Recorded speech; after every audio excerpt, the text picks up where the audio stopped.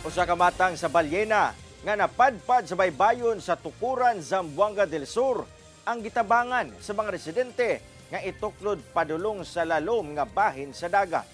Si Efren Mamak sa detalye.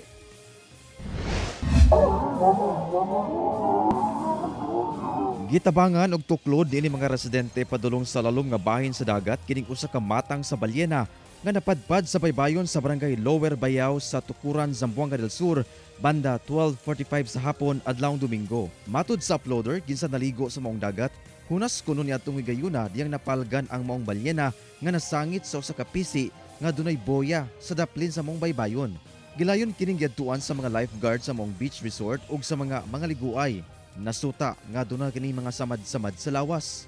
Gitanggal kuno ang mga nanapot sa lawas ni ini una gituklod padulong sa dagat. Yung mga yung mga sisi, tinanggal muna siya yun tapos nilinis nila yung sugat.